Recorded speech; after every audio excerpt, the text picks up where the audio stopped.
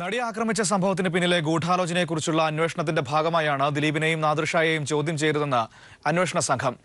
ആവശ്യമെങ്കിൽ ഇരുവരെയും ഇനിയും ചോദ്യം ചെയ്യുമെന്നും പോലീസ് വ്യക്തമാക്കി.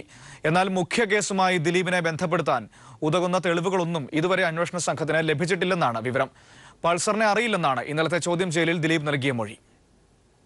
ദിലീപിന്റെ പരാതിയിന്മേൽ മാത്രമല്ല നടിയെ ആക്രമിച്ച സംഭവത്തിന് പിന്നിലെ ഗൂഢാലോചനയെക്കുറിച്ചും അന്വേഷണം പുരോഗമിക്കുന്നുവെന്നാണ് അന്വേഷണ സംഘം അറിയിച്ചിരിക്കുന്നത്. കാര്യങ്ങളിൽ കൂടുതൽ വ്യക്തത വരാനുണ്ടെന്ന് റൂറൽ SP AV ജോർജ് പറഞ്ഞു. അതിനുശേഷം മാത്രമേ ഇരുവരെയും വീണ്ടും ചോദ്യം ചെയ്യുന്നത് സംബന്ധിച്ച് തീരുമാനമെടുക്കൂ എന്നും അന്വേഷണ സംഘം വ്യക്തമാക്കി. ഇതിനിടെ ഇന്നലെ നടന്ന ചോദ്യം ചെയ്യലിന്റെ കൂടുതൽ വിവരങ്ങൾ പുറത്തുവന്നു. ദിലീപിനോട് അന്വേഷണ സംഘം പ്രധാനമായും ചോദിച്ചത് പൾസർ സുനിയുമായുള്ള ബന്ധത്തെക്കുറിച്ചായിരുന്നു. സുനിൽകുമാറിനെ അറിയില്ലെന്നായിരുന്നു ദിലീപിന്റെ മറുപടി.